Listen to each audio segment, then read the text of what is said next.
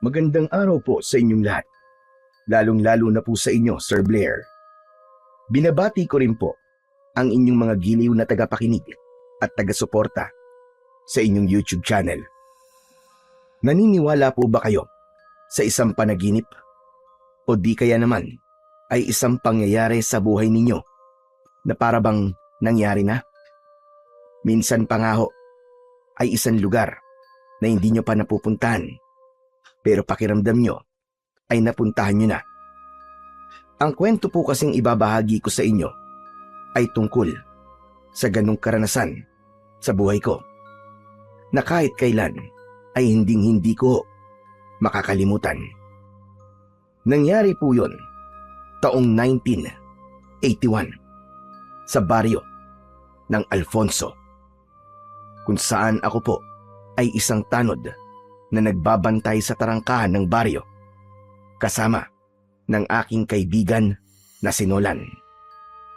Sa pagraronda po naming magkaibigan sa kagubatan, natagpuan po namin ang isang lumang mansyon na nagbigay talaga sa amin ng kakaibang kilabot. Yung tipo bang papasukin mo talaga para malaman kung ano ang nasa loob ng mansyon na yon. Ngunit para sa akin, Sir Blair, ang lugar na yon ay sadyang kakaiba. Dahil ang itsura po ng mansyon ay madalas na dumadalaw sa aking panaginip.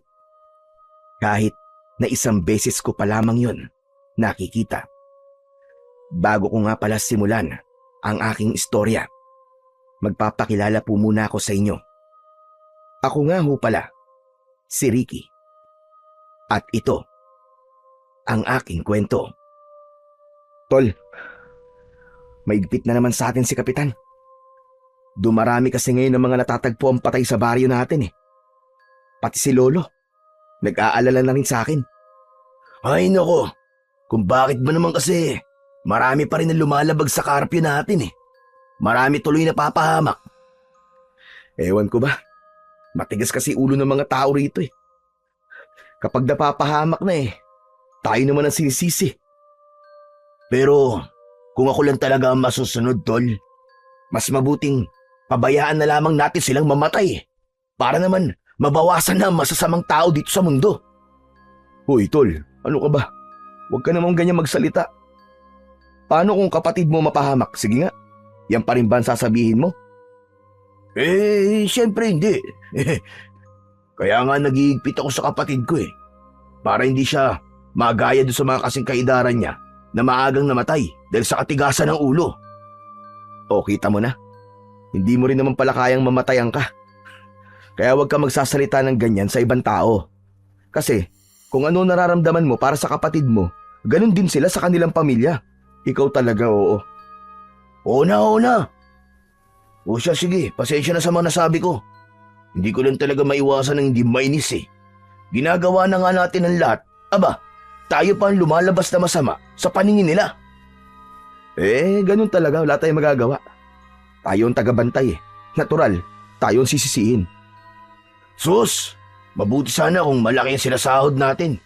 Di naman nila alam na kulang ang binabayad sa atin ng barangay para sa pambili natin ng gamot kapag napahamak tayo.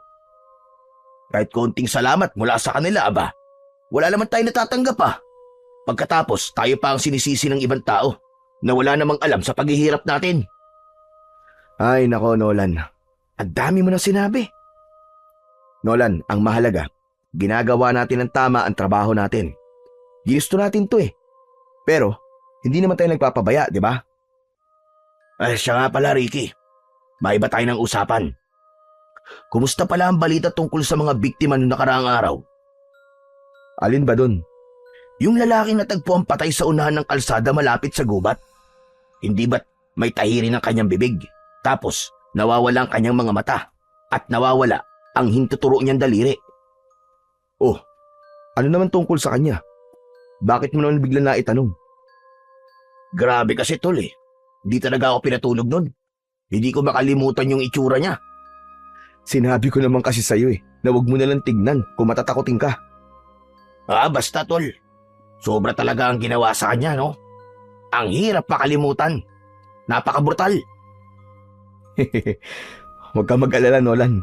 Pareho lang naman tayong hindi pinatulog nun eh. Tumigil-tigil ka nga. Matagal nang hindi maayos ang tulog mo, no? Dahil sa masasamang panaginip mo. Pero alam mo ba, Nolan? Kung iisiping mabuti, para bang ang pagkamatay nila ay pagbibigay ng isang babala sa mga tao na wag na silang magnakaw o di naman kaya ay merong isang lihim na hindi dapat mabunyag. Teka. Ano bang ibig mo sabihin? Hindi mo ba napapansin na ang nawalang parte sa katawan ng mga biktima ay kadalasang ginagamit ng tao para sa pagsasabi ng katotohanan? Aba? Oo nga, no. Di ko napansin yun ah. Parang may gustong itago ang taong pumatay sa kanila. Diyos ko, bigla akong kinilabutan sa mga sinabi mo, Ricky. Tignan mo, nagtataasan ang balahibo ko. At hindi lang yun, Nolan. Ang lahat ng mga nabibiktima ay merong kasong pagnanakaw sa barangay. Imposible naman yatang nagkataon lang yun, di ba? Dahil 8 lang napapatay. Diyos ko, parang tama ka sa mga sinabi mo, Ricky ah. Hindi kaya ang pumatay sa kanila eh ang taong pinagdakawan nila? Pwede. Pwede yun. Pero, di pa rin ako sigurado. Baka meron pang mas malalim na dahilan kung bakit pinatay sila. Ay nako, wag na nga natin pag-usapan ng tungkol dyan. Lalo lang ako kinikilabutan eh. Teka tignan mo. Sa banda ron nagkakagulo sila. Halika, lapitan natin. Ricky, masama to. Baka may panibagong bangkay na natagpuan na naman sa lugar na yun. Pasado 9:00 na ng umaga. Pauwi na kami galing sa magdamag naming pagbabantay sa tarangkahan ng baryo. Nang madaanan namin ang pinagkakaguluhan ng mga tao. Narinig din namin ang malakas na hagulgol ng isang babaeng umiiyak. Nang malapitan namin ang kinaroroonan ng mga ito, tumambad sa aming paningin ang nakahandusay na katawan ng isang lalaki. Naliligo siya sa sarili niyang dugo. Anak ng tutya, panibagong kaso na naman ito ng pagpatay, Ricky. Oo nga, tama ka tol. At mukhang kagabi lang to. Teka, hindi ba't nanggaling tayo rito kagabi? Pero wala naman tayong nakitang kahinahin-nalang kilos ah. Paano na naman kaya nakalusot to? Dismayado na naman kaming magkaibigan sa nangyaring yun sa lalaki. 5 kaming magkakasama ng gabing magronda kami roon.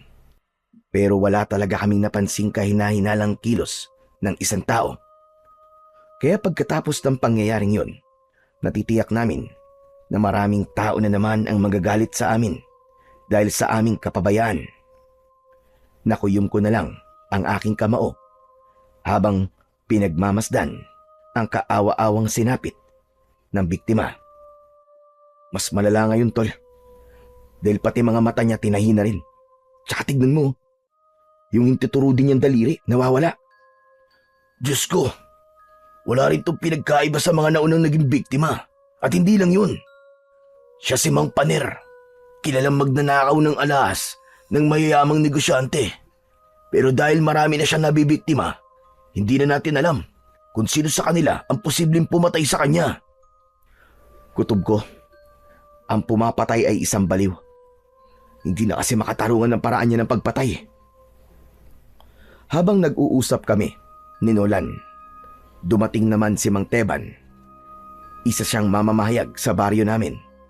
Siya ang nagbabalita ng tungkol sa mga patayan na nagaganap sa aming baryo. Hawak lang niya ang tape recorder at nakakarating na ang balita sa buong lungsod. Sandaling tumahimik ang mga tao nang magsimulang magbalita si Kakang Teban. Isa na naman pong biktima ng pamamaslang ang natagpuan dito sa gilid ng Kakauyan sa baryo ng Alfonso. Ayon ho sa mga nakakita sa katawan, ang biktima ay kinilalang si Paner Santillan. Kilala siya bilang isang kilabot na miyembro ng Akyat Bahay Gang. Sa kasamaang palad, ang biktima ay pangsyam na sa mga natatagpuang patay sa baryo. Saglit na tumigil sa pagbabalita si Mang Teban dahil mas lumapit pa siya sa katawan ng lalaki.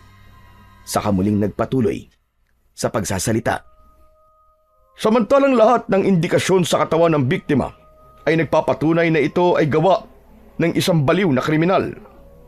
Patuloy na lumalakas ang kutob ng mga taga rito na may serial killer na gumagala sa gabi na siyang kumikitil sa buhay ng ating mga kababayan. Pagkatapos magbalita ni Mang Teban, dumating na ang sasakyan ng mga pulis na magdadala ng katawan sa bayan para sa iba pang mga investigasyon.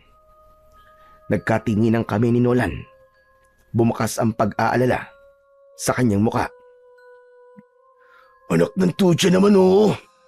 Insulto na naman sa ating mga tanod na nangyari kay Mang Paner. Sinabi mo pa. Hindi na nga tayo kinakausap ng mga tao eh. Para bang tayo may kasalanan sa mga nangyari sa kanila. Kung sumunod naman sila sa karpyo, di sana boy pa sila, di ba? Parang gusto ko nang umalis sa trabaho natin, tol. Nakakapagod na. Sigurado na mas lalo maghihigpit sa atin si Kapitan ito. Tiyak na mas lalawak pa ang gubat na kailangan natin pagrondahan. Ang ipinagtataka ko lang, Nolan, halos lahat ng mga natatagpo ang patay ay malapit sa kakawyan na to. Ano sa palagay mo? Hindi ako mapalagay, Ricky. Ang alam ko, naiinis ako. Para bang pinaglalaruan tayo ng killer na yun eh. Tara na nga. Umalis na tayo sa lugar na to. Baka naghihintay na sa akin si Lolo Pino. Sermon na naman ang aabutin ko nito, panigurado. Ewan ko rin naman dyan sa lolo mo. Alam naman niya kung anong klase yung trabaho natin. Tapos maghihigpit siya sa'yo. Aba, dinaig mo pang merong asawa. Nag-iingat lang si Lolo Pino. Hayaan mo na, matanda na eh. Ipinagpatuloy namin ang paglalakad sa mabatong kalsada na yon hanggang sa maghiwalay kami ng daan ni Nolan. Maya-maya pa ay nakarating ako sa tapat ng bahay namin ni Lolo Pino. Ulila na ako sa mga magulang. Si Lolo Pino na lang ang natitira kong pamilya. Kaya naman, naiintindihan ko siya kung bakit ganun na lamang ang pag-iingat niya sa akin. Pagpasok ko sa loob ng bahay namin, nakita kong nakaupo si Lolo Pino sa bangkong gawa sa kawayan. Mabilis siyang tumayo at lumapit sa akin. Apo, aba kumusta? Ano nangyari sa pagroronda niyo kagabi? Bakit may nabatay na naman daw? Hindi ko muna sinagot ang tanong sa akin ni Lolo Pino. Ibinaba ko muna ang batuta ko sa ibabaw ng lamesa bago ko siya kinausap. Kaya nga po, Lolo Pino hindi na po namin alam ang gagawin namin. Ginagawa naman po namin ang lahat, pero may namamatay pa rin. Grabe, Lo. Magaling talaga ang gumawa nun sa mga biktima. Palagi niya kaming nalulusutan. Sa palagay ko, sa ibang lugar niya pinapatay ang biktima. Pero dito niya lang dinadala. Ho? Bakit niyo naman po nasabi yan? Taga rito naman po yung mga nagiging biktima at lahat po sila mga magnanakaw. Miyembro po ng Akyat Bahay Gang. Kung ganon, lahat ng pinapatay niya, magnanakaw na pumapasok sa loob ng bahay. Diyos ko, parang nakapagtataka naman yata. O baka, nagkataon lang. Lo, kung nagkataon lang po yun, bakit naman umabot na po sa siyam ang bilang nila? Di ba? Isipin niyo nga ho, sa loob lang ng 2 linggo, siyam kagad ang napatay niya. Saglit na natigilan ang aking lolo. Nagulat siya sa aking mga sinabi. Dati naman ay walang pagroronda dahil tahimik ang aming baryo. Pero nagbago ang lahat nang dumating sa aming lugar ang isang napakagandang dalaga. Magmula kasi nun ay sunod-sunod na ang pagkamatay ng mga lalaki. Lo, kilala niyo po ba si Soledad? Kumunot ang noo ni Lolo Pino sa tanong ko, saka muling sumulyap sa akin at nagsalita. Soledad ba ka mo? Naku, wala naman akong kilala Soledad ah. Teka, ano ba meron sa kanya? Nililigawan mo ba? Hindi hulo. Siya po kasi yung bagong dating dito sa baryo natin. Simula po kasi nang dumating siya, Lo. Para ho bang sunod-sunod na po ang patayan sa baryo natin? Ay, nako, Ricky. Masama ang magbintang sa kapwa, lalo na kung wala kang ebidensya. Hindi ko naman po siya pinagbibintangan eh. Pinaghihinalaan pa lang ho. Kasi nakapagtataka lang po yung pagkakatugma sa pagdating niya at pagsisimula ng patayan sa baryo natin. Apo, hanggat walang patunay, huwag kang mag-isip na masama sa isang tao. Abay, para na rin panghuhusga ang ginagawa mo. Pasensya na po, Lo. Sige po, di na po mauulit. Maya-maya pa ay humikab ako para ipakita sa lolo ko na inaantok na ako. Kaya lang, ni minsan ay hindi ko naranasan ang magkaroon ng maayos na tulog. Dahil yun sa masasamang panaginip na dumadalaw sa aking pagtulog. O siya, sige. Magpahinga ka na at matulog. Babantayan na lang kita habang natutulog ka. Ganun kalaki ang sakripisyo sa akin ni Lolo Pino. Kailangan niya akong bantayan sa pagtulog. Madalas na dumadalaw sa aking panaginip ang isang nakakatakot na nilalang na nakatayo sa silid ko habang pinapatay niya ang isang babae at isang lalaki.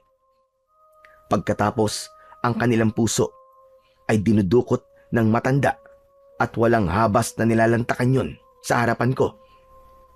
Bukod pa ron, pare-pareho lamang ang itsura ng bahay sa bawat panaginip ko. 2 palapag yun na malaki ang sukat ng kabuuan ng mansyon.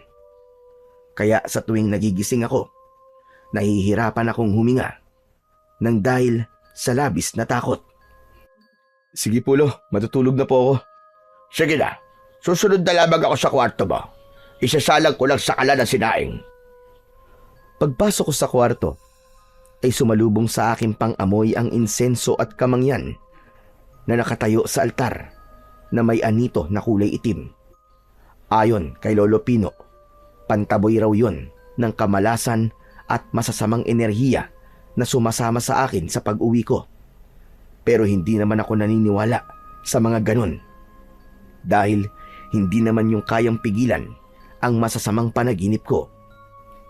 Maya-maya pa ay nagpalit muna ako ng damit, saka nahiga sa katre at ipinikit na ang aking mga mata. Pagkalipas ng ilang minuto ay lumalim na ang tulog ko. Kasunod nun, dinalaw na naman ako ng isang masamang panaginip. Teka, nasaan ako? Nasaan ako? Iginala ko ang aking paningin sa paligid. Wala ako sa aking sariling kwarto. Naninigas ang katawan ko habang nakatingin sa paanan ko. Isang matandang babae ang nakita ko. Nakaupo siya sa tumba-tumbang upuan na gawa sa uway. Nagtatahi siya ng damit habang nakangisi. Mabuti naman at gising ka na. Kanina pa ako naghihintay sa iyo. Ho? Ano po? Tumayo ang matandang babae at sa paglapit niya sa akin sa higaan ay inilapit niya ang karayom na merong sinulid. Tatahiin niya sana ang aking bibig nang biglang may malakas na enerhiyang humilas sa aking katawan. Kaya nagising ako mula sa aking panaginip. Habol ang sarili kong hininga ay umupo ako sa katre. Nakita ko si Lolo Pino. Nakatayo siya sa harapan ko. Hindi na maganda nangyayari sa iyo, Apo. Kailangan gamutin na kita. Huwag niyo na po akong gamutin, no? Dahil kahit ilang beses niyo pa po akong gamutin, paulit-ulit pa rin po na bumabalik sa akin ang masasamang panaginip na yun. Patawarin mo ako, Ricky. Kung hindi kita kayang pagalingin. Wala naman po kayong kasalanan, Lolo Pino eh. Matagal na po akong nakakaranas ng ganito. Sanay na po ako. Pero Lo, yung panaginip ko po kanina, sinulid at karayom naman po ang hawak ng matandang yun. Hindi ko na po maintindihan kung ano po ba nangyayari sa akin. Natigilan si Lolo Pino. Kaya napatitig ako sa kanya. Saka ko lang napansin na marumi ang laylayan ng pantalon niya na para bang nanggaling siya sa labas ng bahay. Lo, saan po kayo nagpunta? At marumi po ang paa niyo. Nag-ikot lang ako ng pagtatawa sa palibot ng bahay para maitaboy ang masamang enerhiya. Palagi kong naririnig yun mula kay Lolo Pino. Kaya hindi na ako nagtanong. Nang mapansin ko na madilim na ang paligid, ay bumangon na ako sa katre para maligo at magpalit na ng damit. Duty ko na naman ng gabing yon. Kaya pagkatapos kong maghanda, ay umalis na ako at nagpunta sa tarangkahan ng baryo. Nadatnan ko na roon sina Bernie, Nolan, Zoren at Lito na naghihintay sa akin. Oras na naman yon ng pagroronda namin. Pero bago kami magronda, ay siniguro muna namin na maayos na nakakapasok ang mga taong nagtatrabaho sa labas ng baryo. Grabe! Ang tagal mo naman, tol. Dapat nandito ka na kanina pa. Wala, pasensya ka na, tol. Napasarap yung tulog ko eh. O ano, kumusta sitwasyon dito? Eto, 2 tao na lang ang inihintay natin na makakabalik sa baryo. Inililista namin ang mga tao na labas-pasok sa baryo, pati ang oras ng kanilang pag-alis at pagdating. Yun ay dahil pa rin sa mga nangyayari sa baryo namin. Hindi namin isinara ang tarangkahan hanggat hindi pa nakakauwi ang mga lumabas na tao. Maliban na lamang kung lumampas sila sa 10:00 ng gabi ng oras ng karpyo. Isinasarado na namin yon kapag lumampas na sa oras, yung kasi ang utos ng kapitan. Meron lang na may iwan na isa para magbantay sa pinto at kami naman ay magroronda na sa kagubatan. 2 kaming pangkat sa pagroronda. Isang pangkat ni kapitan at pangkat naming mga tanod. Maya-maya pa ay bigla naming nakita si Soledad. Nangingibabaw ang ganda niya sa suot niyang mahabang bestida na kulay itim. Palagi siyang dumadaan sa tarangkahan ng 10:00 ng gabi. Kahit nakita ko na si Soledad, inginuso pa rin siya ng kaibigan ko. Babae oh. Ang ganda talaga ni Soledad, no? Kaya lang, suplade. Sus, nag-iingat lang ang tao sa mga kagaya mo. Nako, di niya dapat ako iwasan dahil mabuti akong tao, no? Hindi babaero at hindi manloloko. We, maniwala ako sa'yo. Natigil kami sa pag-uusap ni Nolan nang tumigil sa aming tapat si Soledad. Seryoso siyang tumingin ng matagal sa amin.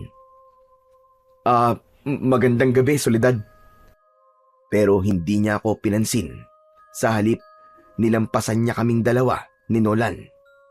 Dahil doon, nilapitan kami ni Bernie at Zoren. Kasunod ng pagbibiro nila sa akin. Si Nolan naman, hindi naiwasan ang hindi magkomento sa kilos na yon ni Soledad. Alam mo, Ricky, kakaiba talaga ang babaeng yun. Sabay turo ni Nolan kay Soledad na naglalakad sa madilim na daan ng kalsada papasok sa baryo namin. Bakit mo naman nasabi yan, tol? Ay nako, hindi mo ba napapansin? Hindi siya humingiti kapag binabati natin siya. Hindi rin siya nagsasalita. Ikaw talaga, puro ka namang kalokohan eh. Bakit naman tayo kakausapin nun? Hindi naman niya tayo masyadong kilala. Imposible yun. Palagi niya tayo nakikita dito sa tarangkahan, kaya kilala niya tayo. Tsaka, sa tuwing dumaraan siya rito, palagi siyang tumitingin sa'yo. Pero, hindi naman siya nagsasalita. Sumingit naman sa usapan namin si Zoren. At sinabi niya na baka raw nahihiyang magsabi sa akin si Soledad dahil naroon daw ang mga kaibigan ko. Kaya ang kaninang mahinang pagkantyaw nila sa akin ay nauwi sa malakas na tawanan. Hoy, ano ba kayo? Tumigil na nga kayo. Magsimula na tayo magtrabaho. Nang matapos ang oras namin sa pagbabantay, ay isinara na namin ang tarangkahan ng baryo. Nagronda kami sa kagubatan na halos paulit-ulit naming nilibot ang buong Kakawyan. Pagsapit naman ng alas 4 ng madaling araw, ay nagpasya na kaming umuwi sa bahay. Dahil katulad ng dati, wala na naman kaming nakitang kahina-hinalang kilos sa paligid. Ngunit pag uwi namin, kasama sina Zoren, Lito, Bernie at Nolan, natigilan kami. Isang bangkay na naman ang nakita namin na nakahandusay sa daan. Isang babae, kagaya na nangyari sa mga naunang biktima. Tinahirin ang bibig nito, butas ang mata, at wala na ang hintuturong daliri. Hayop talaga! Meron na namang pinatay! Hindi na ba tayo tatantanan ng serial killer na yon? Pambihira. Pati babae pinatay niya. Wala talaga siyang awa. Halos gabi-gabi na nangyayaring to, Ricky ah. Hindi na talaga magandang nangyayaring to. Nung una, ay konti pa lang ang tao na naroroon, hanggang sa dumagsa na ang mga taong nakikiusyoso sa mga nangyari.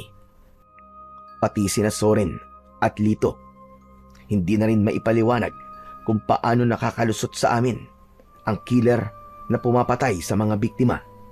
Si Bernie naman ay tahimik na nakatingin sa katawan ng babae. Nagulat na lang kaming lahat nang bigla siyang lumuhod sa lupa at napahagulgol ng iyak. Pambihira! Si Clarita pala to! Ang dating nobya ni Bernie! Hindi ko kagad nakilala dahil halos namamagana ang mukha niya. Teka, hindi naman magnanakaw si Clarita. Bakit kaya siya naman ang pinatay ng killer? Akala ko naman wala na sila. Hindi ba't nagloko si Clarita? Bakit niya pala iiyakan ng walang kwentang babae na yan? Huwag kang magsalita ng ganyan, Nolan. To si Raulo to. Kahit na ano pang nangyari sa kanila, nagmahalan pa rin sila dati. Di ba muntik pa nga magpakamatay si Bernie dahil sa sobrang sakit ng ginawa ni Clarita sa kanya? Pero tignan mo naman, umiyak pa rin siya sa babaeng yan. Sino kaya ang pumatay kay Clarita? Posible kayang ang pumatay kay Clarita ay ang lalaking ipinalit niya kay Bernie? Imposible yun. Dahil sundalo ang nobyo ni Clarita ngayon eh. Hindi yun nakadestino rito. Kung sa bagay, may punto ka naman. Kaya lang, talagang palaisipan na sa akin kung sino ang pumapatay dito sa baryo natin. Para bang alam na alam niya ang galaw natin dahil alam niya kung kailan tayo dadaan sa lugar na to. Magsasalita pa sana si Nolan, pero dumating si Mang Teban para ibalita ang nangyari. Dala ang tape recorder na ginagamit niya sa pagbabalita.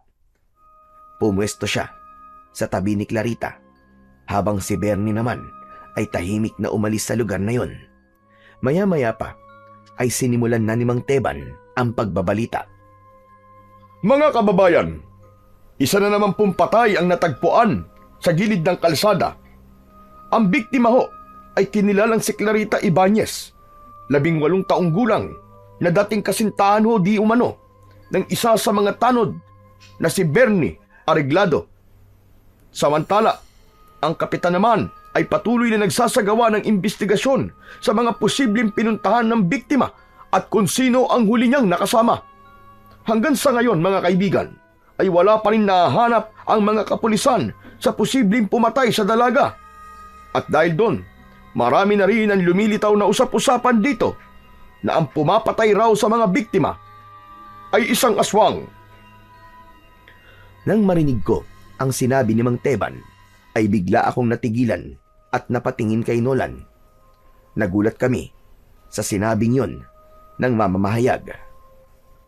Teka, aswang? Pambihira! Para naman yatang hindi yung kapanipaniwala.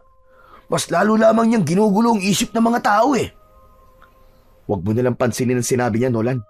Baka marinig ka pa, magalit yan sa'yo. Sige ka. Hindi ako nagkamali. Dahil hindi namin namalayan na nakalapit na pala siya sa tabi namin. Biglang namutla si Nolan nang tumingin si Mang Teban sa likod niya. Teka, tama ba narinig ko? Pinag-uusapan niyo ako? Naku Manteban. Hindi po namin kayo pinag-uusapan. Dismayado lang po kami sa ibinalita nyo. Dapat lang kayo madismaya. Dahil may aswang talaga sa baryo nyo. Pero hindi nyo man lang nalaman. Pasensya na ho kayo, Manteban, ha? Kaya lang hindi naman po kami naniniwala sa mga aswang-aswang. Sige, kayo ang bahala. Basta ako, ginagawa ko lang ang trabaho ko. Trabaho pong ang magpakalat ng maling impormasyon sa mga tao, ganun ho ba?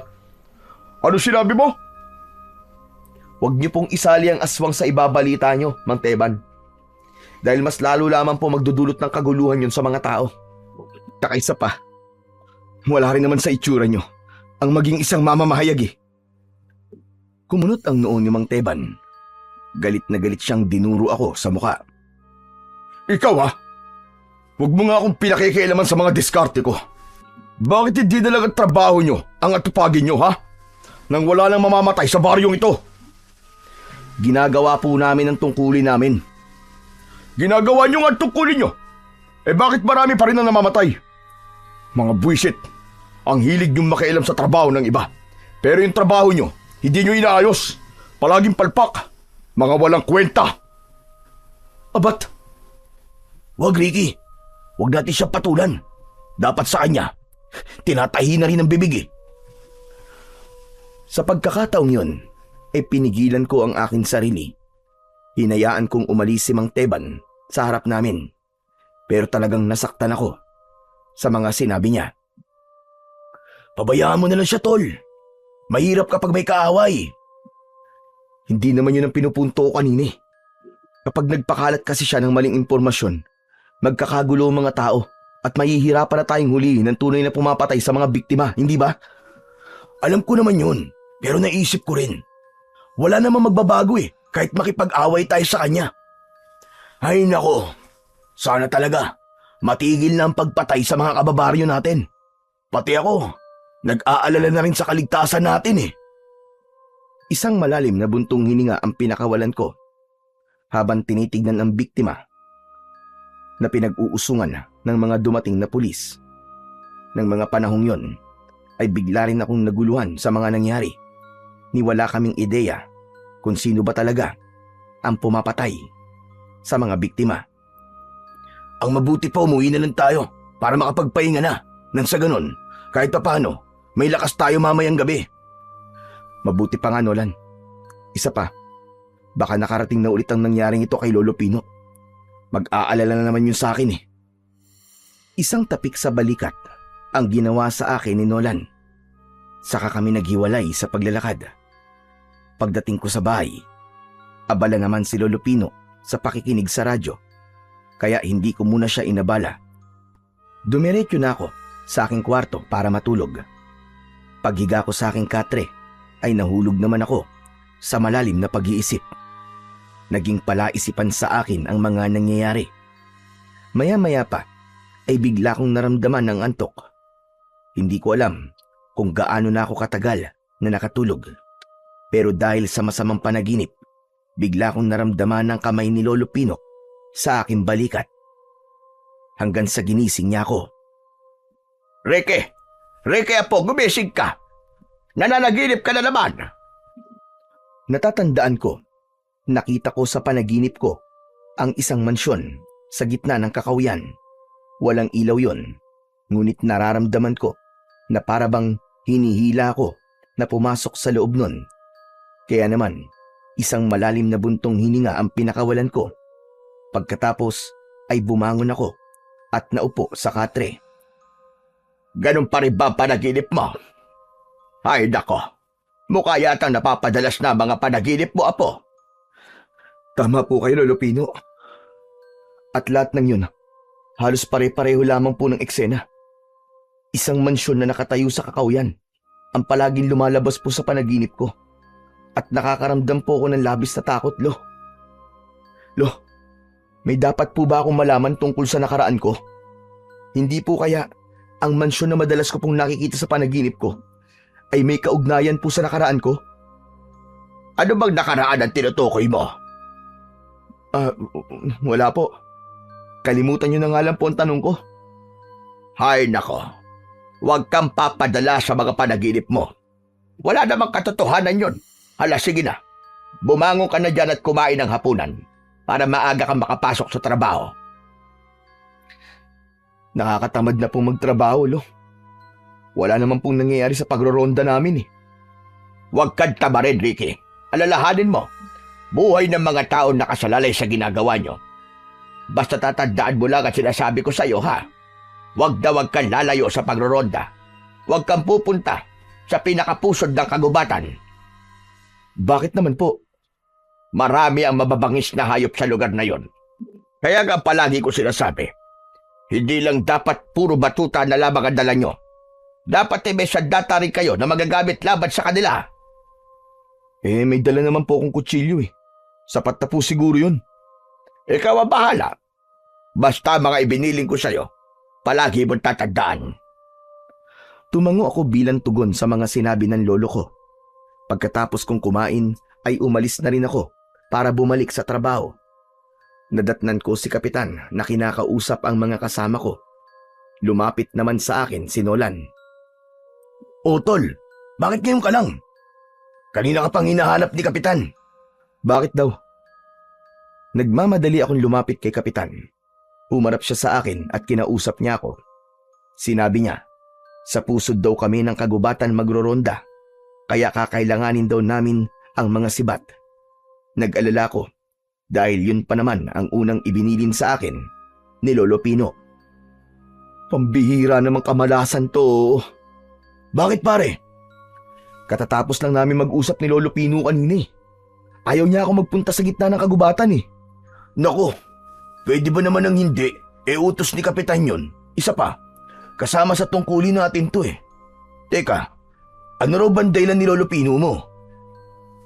Sabi niya kasi, marami daw mababangis na hayop sa lugar na yon. Tol, kapag marami naman tayo, hindi makakalapit sa atin ang mababangis na hayop. Hindi naman sila basta-bastang umaatake sa tao eh. Isa pa, may mga dala tayong sibat. Saka huwag ka na mag-alala. Hindi naman malalaman ni Lolo Pino mo na nagpunta tayo sa gitna ng kagubatan eh. Magtatanong pa sana ako nang biglang dumaan sa harap namin si Soledad. Kagaya ng dati, seryoso lamang siyang nakatingin sa akin. Bakit Soledad? May problema ba? Mainit ang gabi ngayon, ano? Oo. Mainit nga. Bakit? Kaya mainit din ang ulo ng mga tao. Pagkatapos niyang sabihin yun sa akin, ay iniwan niya kaming lahat na natitigilan. Nahabol namin siya ng tanaw habang nagtataka na napapatingin kami sa isa't isa. Si Nolan naman ay dismayadong napahawak sa aking balikat habang nagsasalitang nakatingin sa dalaga na naglalakad papalayo sa aming kinaroroonan. Pambira talagang babaeng yun oh. Talagang nakapagtataka na mga kinikilos niya. Hayaan mo na tol. Ang mahalaga, nagsasalita na siya ngayon at kinakausap niya na tayo. Aba, baka naman iba na yan ha. Pambihira ka naman oh. Pati ba naman si Soledad, pag-iisipan mo pa? Ngumisi ng nakakaloko si Nolan habang pasulyap-sulyap sa akin. Kaya minabuti ko na lang na ibaling ang aming pinag-uusapan sa gagawin naming pagroronda sa gubat. Nagsimula na kaming maglakad at tinahak ang daan papunta sa kagubatan. Dala namin ang sulo, sibat at batuta. Habang tinatahak namin ang daan ay hindi ko maiwasan na hindi pag-usapan ang tungkol kay Lolo Pino. Hindi naman niya siguro malalaman na nagpunta tayo sa pusod ng kagubatan, no? Ano bang inaalala mo? Kasama naman to sa trabaho natin, di ba? Kaya nga, pero ito kasi ang unang beses na maglilihim ako kay Lolo Pino. Hayaan mo na, tol. Di kapag nagtanong siya sa'yo, saka mo ipagtapat sa kanya na nagpunta tayo rito. Ganun lang kasimple yun. O baka naman meron pang ibang dahilan kung bakit ka nagkakaganyan. Ano kasi, para kasing, ewan, basta parang nangyari na to eh. Ano? Ayan ka na naman sa mga paganyan-ganyan mo eh. Paano mo naman nasabi na nangyari na to? Ngayon lang naman tayo nagpunta rito. Pambihira ka naman talaga, oo. Di kita maintindihan eh. Hindi ba't alam mo naman ang tungkol sa sakit ko kapag natutulog ako? Pare, ganitong ganito rin na nangyari sa akin.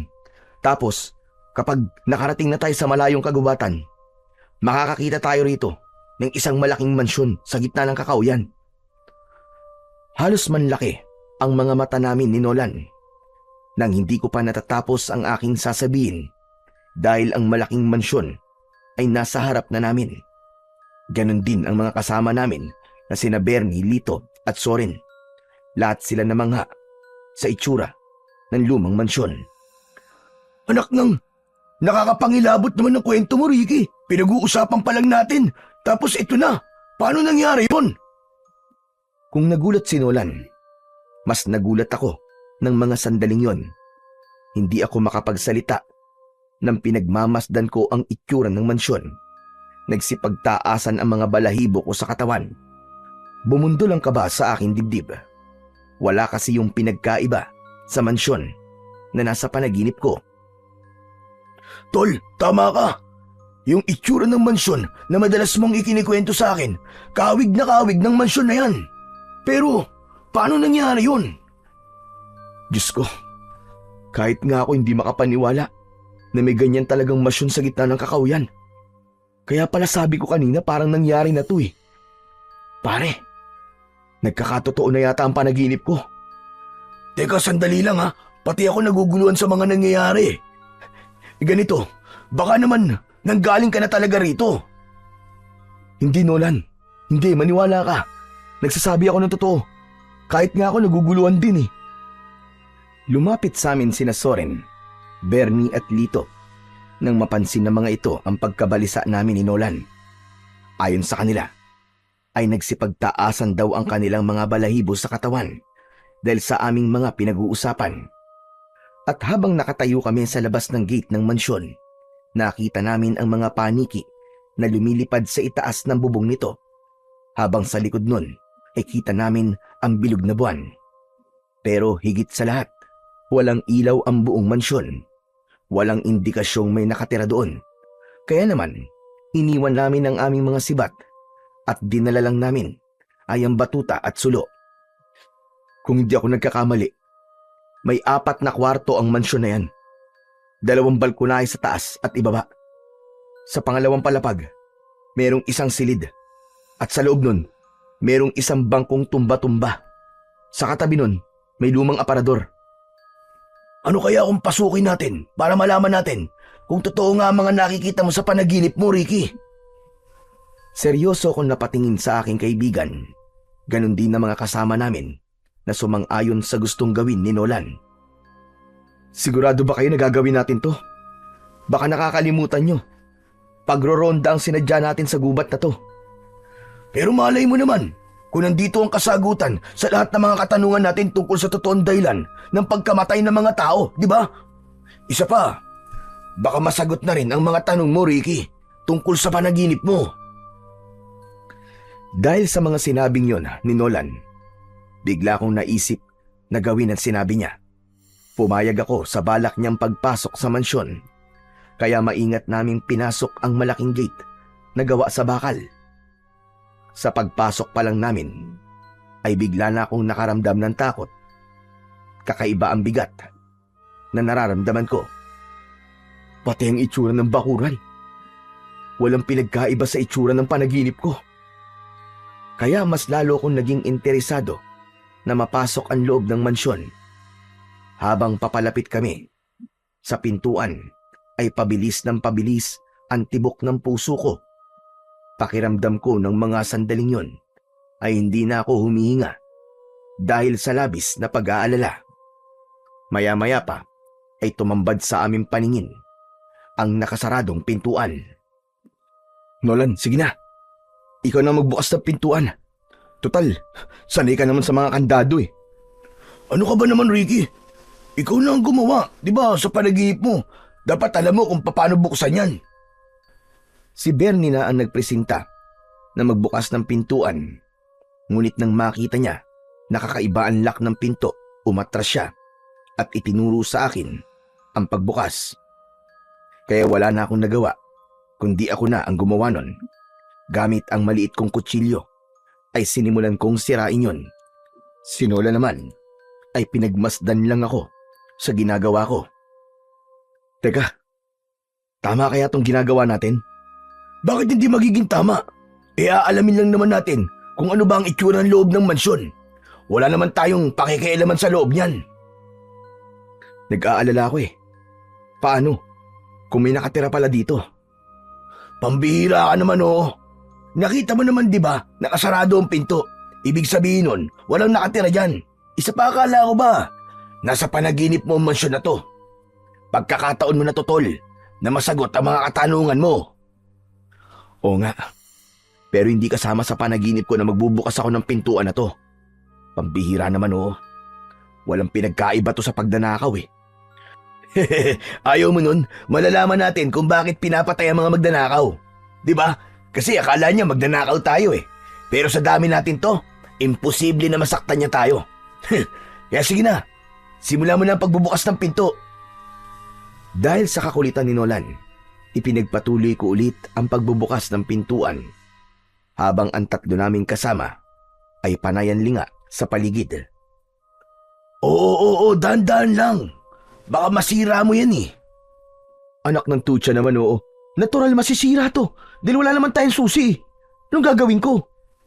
Sige na. Bilisan mo na kasi. Huwag mo nga akong tarantahin. Nako, yari ka. Nasira na yata ng tuluyan ha. Pinuwersa mo eh. Ang ingay mo. Pwede ba manahimik ka na muna? Tara, pasok na tayo. Hindi nagtagal ay nabuksan ko na nga ang pintuan. Kaya lang, nasira ang panara. At dahil maliwanag ang sulo namin ng mga sandaling yon, pansamantala namin yung pinatay upang walang makapansin sa amin. Nang mawala ang apoy sa sulo, tumambad sa aming paningin ang madilim na loob ng mansyon. Bernie, nasaan ang flashlight mo? Inilabas ni Bernie ang flashlight at iniabot yon sa akin. Saka ko naman binuksan. Kumalat ang liwanag nun sa sala at mula sa aming kinatatayuan, bumungad sa aming paningin ang mataas na hagdanan. Papunta yon sa itaas ng mansyon. Si Nolan ang nabigla sa mga nakita. Anak ng putya oo. Pati yung hagdan. Katulad din sa panaginip mo, Ricky. Dahil sa sinabing yun ni Nolan, pati sina Lito, Bernie at Soren ay kinilabutan na din. Maging ako na napapalunok ng laway ay hindi rin maiwasan ang hindi matakot. Naisip ko tuloy na baka bahagi pa rin yun ng panaginip ko. Tol, halika nga kurutin mo ang pisngi ko. Baka nananaginip lang ako eh. Kinurot ni Nolan ang pisngi ko at naramdaman ko ang sakit nun. Kaya naisip ko na hindi nga ako nananaginip. Ang hagdan, yari sa Nara. Sa itaas, meron dalawang malaking banga na may disenyo ng isang dragon na may kagat na rosas. Saglit ako natigilan nang bigla kaming nakaramdam ng malamig na hangin sa aming paligid at ang flashlight na hawak ko ay nagsimula ng kumurap-kurap. Bernie, akala ko ba? Di battery yung flashlight mo? Bakit nagkakaganyan? Sumagot naman si Bernie at sinabi niyang imposibleng magloko ang flashlight niya dahil bagong bili raw ang battery nun. Humigpit ang kapit ko sa flashlight at dahan-dahan na humakbang papalapit sa puno ng hagdan. Tara, doon tayo sa taas. Tignan natin kung may dalawang banga sa dulo ng hagdan. Kaya ipinagpatuloy namin ang pag-akyat sa itaas ng hagdan. Halos magsiksikan kami sa pag-akbang sa hagdan papunta sa pangalawang palapag ng mansyon. Habang humaakbang kami, ay sumalubong naman sa aming pang-amoy ang mabahong singaw ng hangin. Ang baho ah! Amoy nabubulok na naman ng hayop.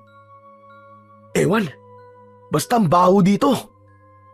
Oo nga, parang may namatay sa lugar na to. Si Lito naman ay napasiksik sa aming dalawa ni Nolan, habang sina Soren at Bernie tahimik silang lumingalinga sa paligid ng loob ng mansyon. Pagtaas namin at makarating kami sa dulo ng hagdan, tumambad sa aming lima ang dalawang banga na binanggit ko kanina, kaya napasigaw ang mga kasama ko dahil sa takot. Ano ba? Pwede mo kayong maingay? Ang iingay nyo! Paano hindi kami mag-iingay? Lintik na yan oh!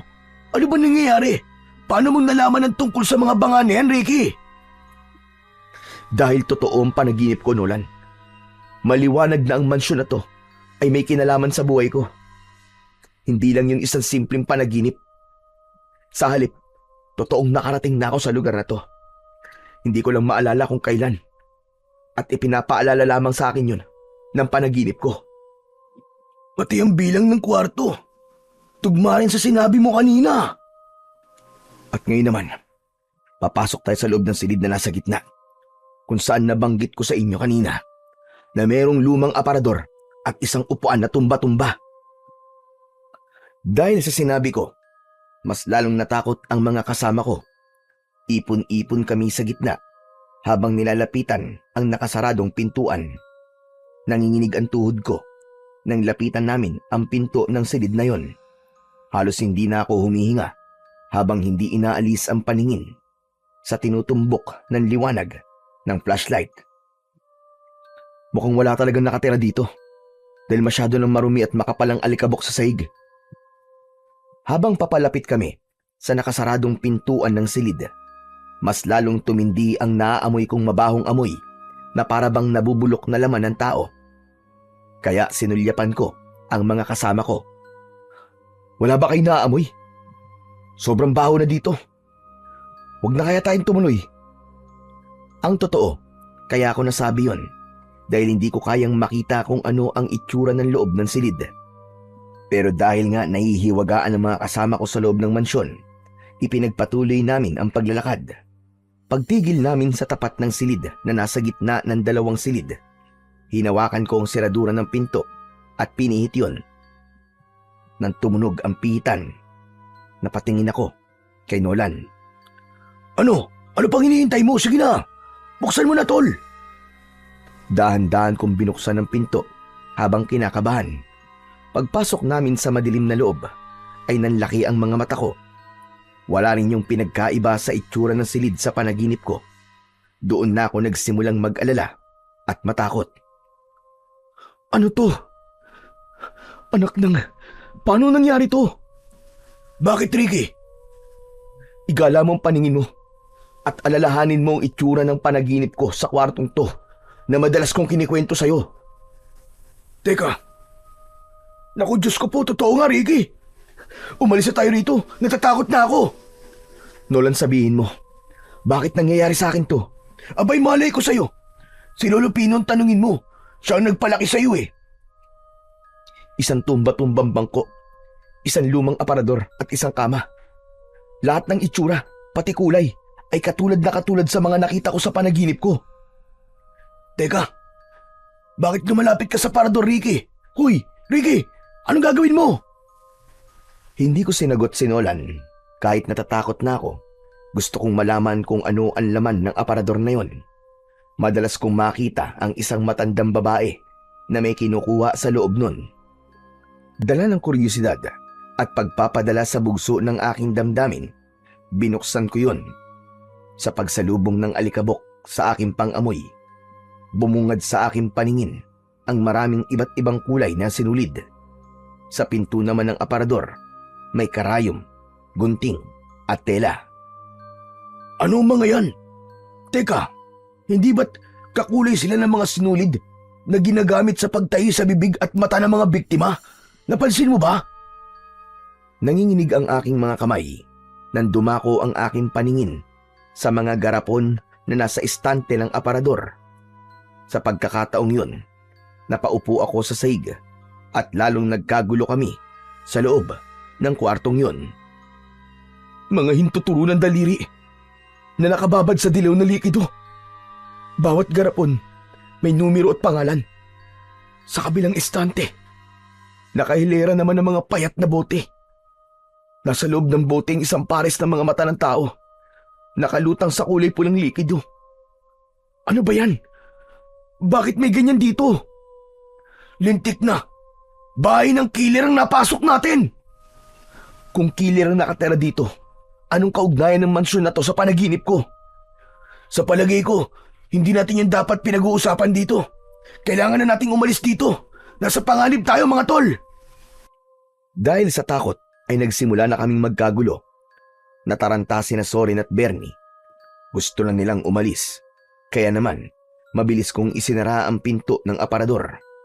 Ngunit bago kami lumabas ng kwarto, nabaling ang aking atensyon sa isang maliit na libro na nakaipit sa bangkong tumba-tumba. Kaya mabilis ko yung kinuha at isinuksok sa aking bewang. Saka mabilis na tumakbo palabas ng silid. Mabilis din kaming nakababa sa hagdan.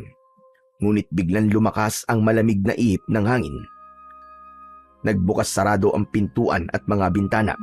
Kasabay nun, ang pagsara ng tuluyan ng lahat ng aming madadaanan. Nagkagulo kaming lahat.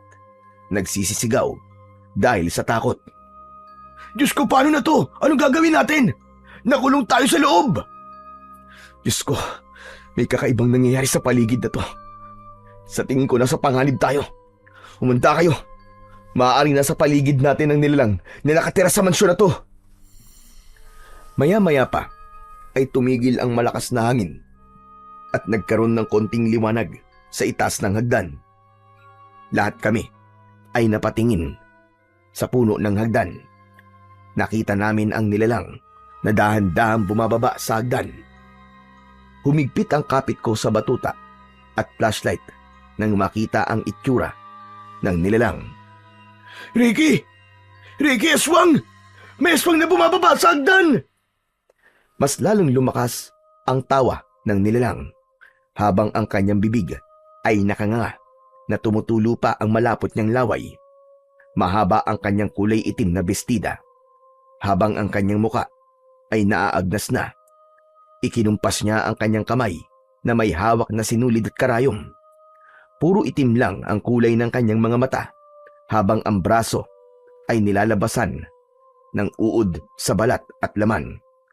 Nang mga sandaling yun, ayaw na rin gumana ng isip ko. Masyado kong nagulat sa mga nakikita ko. Ang lakas ng loob ng pasukin ng mansyon ko. Mukhang hindi nyo nalalaman. Ang mansyon na ito ay sa akin lamang. At ang lahat na pumapasok sa lugar na ito ay hindi na nakakalabas ng buhay. Kung ganun, ikaw palang pumapatay sa mga tao sa baryong to. Sino ka? Sino ka? Bakit mo to ginagawa? Bakit ko naman sasagutin ang tanong mo? Nakita na kita sa panaginip ko. Ikaw yun. Ikaw ang nagpapakita sa panaginip ko. Hindi ako maaaring magkamali. Pwes, hindi ka na magigising, binata. Dahil ito na mismo magiging bangungot mo. Ricky, ano nang gagawin natin? Mamamatay tayo rito, Ricky! Mabuti naman at alam nyo kung ano ang mangyayari sa inyo. Pumasok kayo sa mansyon ko nang walang pahintulot. Ano sa palagay nyo dapat kong gawin? Pero huwag kayong mag-alala. Hindi naman nila malalaman kung sino ang pumatay sa inyo. Dahil tatahiin ko ang bibig ninyo at ang mga mata. Kagaya ng ginawa ko sa iba. Habang bumababa ng hagdanan ang aswang, ay panay pa rin ang tawa nito. Pinilit kong magpakatatag ng mga sandaling yon. Dahil sa takot, sinubukan ni Bernie at Soren na tumakas. Pero tinigdan sila ng aswang at umangat ang kanilang katawan sa sahig. Para bang may malakas na puwersang bumalot sa katawan ng mga kaibigan ko. Lumutang sila sa ere habang hindi makagalaw. Lumipad sila papalapit sa nakangising aswang. Bernie! Soren! Tumakbo kami ni Nolan para lapitan ang mga ito. Pilit kong hinahawakan ang katawan ng mga kaibigan ko. Kaya lang, nang hahawakan na namin ang kanilang kamay, parang may humampas sa amin ng malakas na puwersa mula sa aswang. Magkasabay kaming bumagsak sa sahig ni Nolan. Bumagsak din ang katawan nila Bernie at Soren sa paanan ng aswang. Nanlaki ang mga mata namin nang makita naming tinahi ng aswang ang bibig ng dalawa at dinukot ang kanilang mga mata, pati ang kanilang dalawang hintuturong daliri ay kinagat rin ng aswang. Si Lito naman ay natulala, nanginginig dahil sa takot, samantalang si Nolan ay tumakbo papalapit sa akin at hinila ako sa aking braso. Ricky, tara na! Tumayo ka na! Halimaw siya! Halimaw! Takbo! Halos sirain namin ang nakasaradong pintuan para tumakas. Panay ang pukpok namin sa pinto gamit ang batuta pero hindi namin mabuksan yun. Paglingon ko sa gawi ng aswang, nakita ko na dumapa ang nilalang at sinipsip niya ang dugo ni Zorin at Bernie. Nagkikikisay ang kanilang mga katawan habang inuumpisa na silang lapain ng aswang. Nang mamatay sina Bernie at Zorin, tumayo ang aswang habang inilalagay nito sa bulsa ang mga dinukot na mata at nakuwang mga daliri. Tumawa ang aswang ng malakas habang ipinapakita ang kanyang hawak na sinulid at karayom. Si Lito naman ay hindi na rin maintindihan ang gagawin. Dahil sa takot, tumalon siya sa bintana. Pero dahil yari yun sa bubog, tumarak ang nabasag na bubog sa leeg ni Lito. Umagos ang dugo niya sa bintana habang nagkikikisay ang katawan. Namatay rin ito. Nadilat ang mga mata. Lito! Diyos ko, si Lito!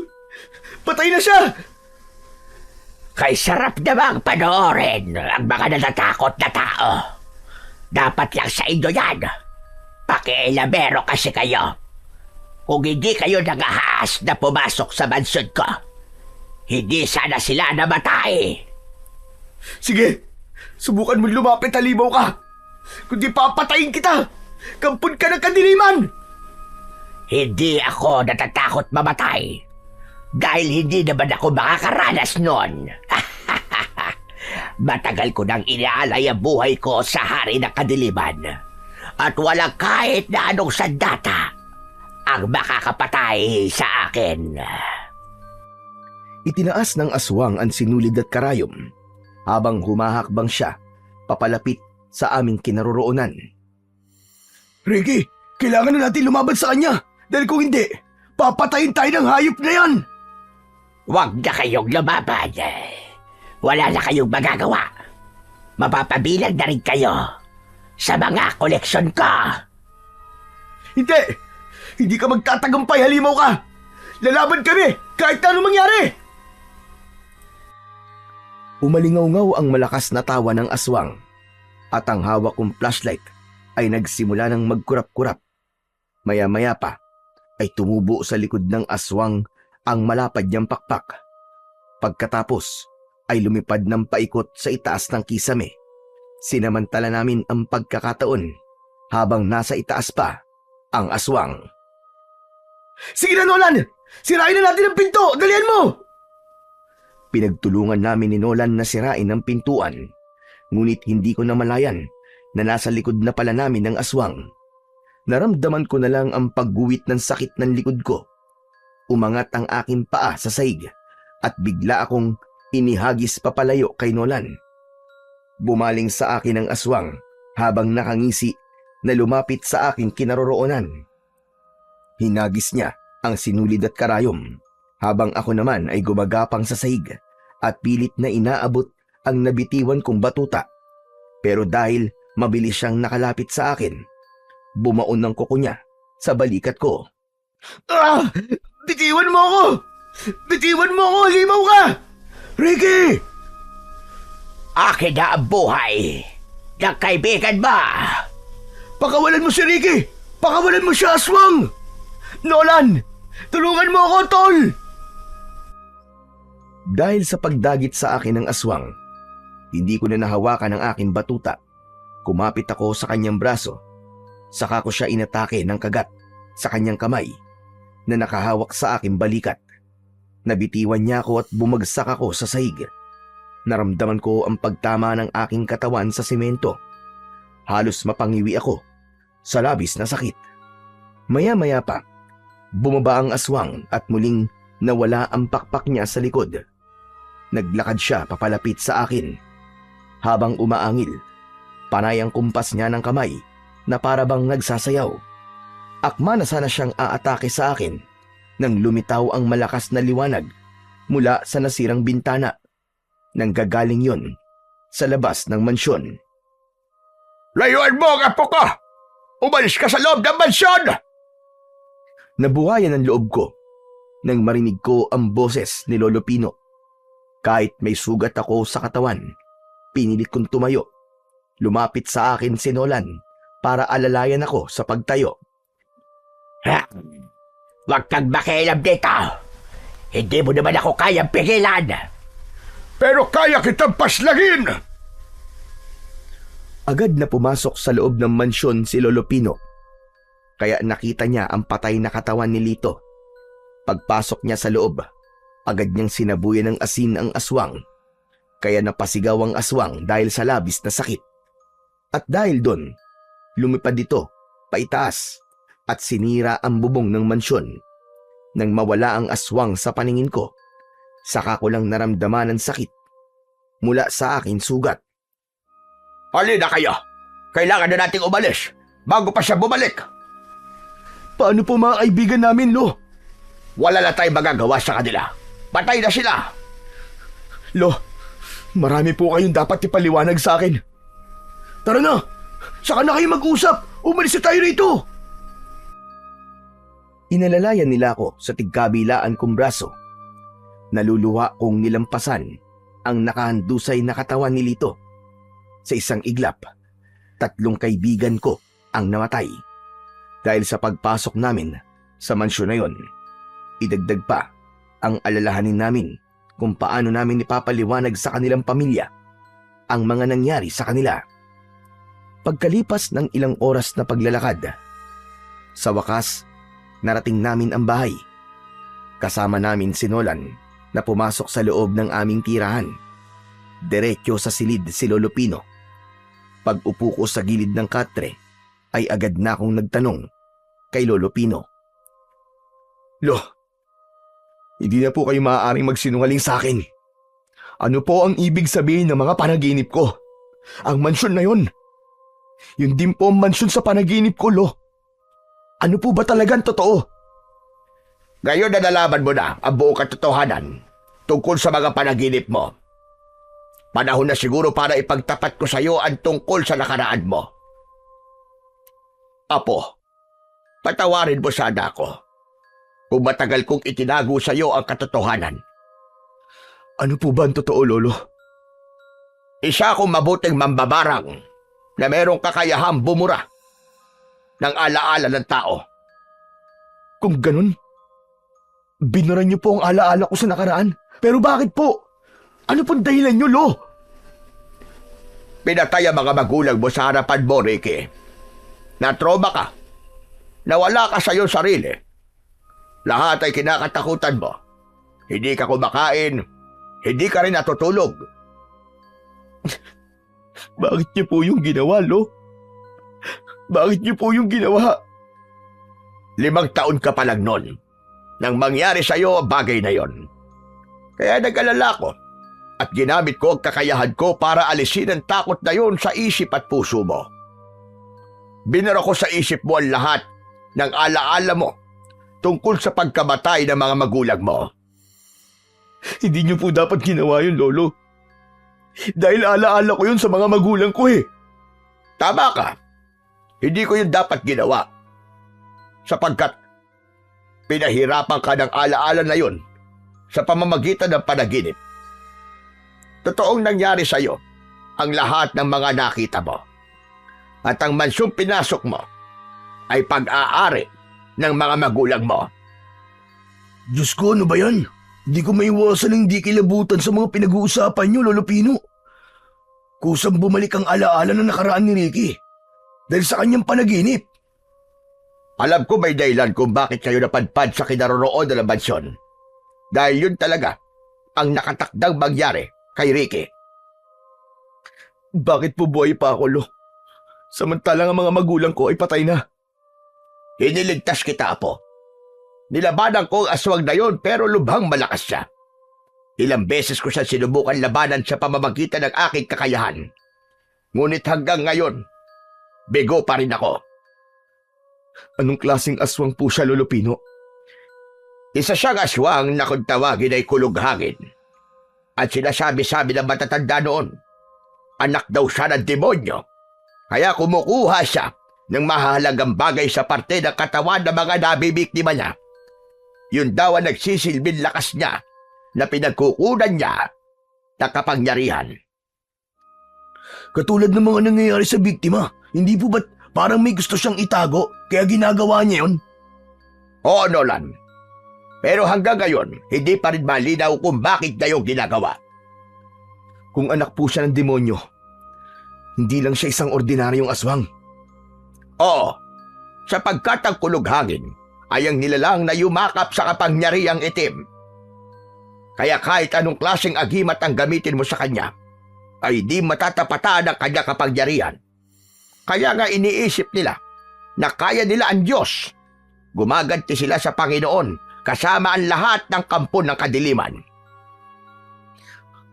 Kung wala pong agimat na makakatalo sa kanya, natitiyak ko po na ang papatay lamang sa kanya ay ang natural na kagamitan na walang taglay na kapangyarihan. Naisip ko na rin yan dati.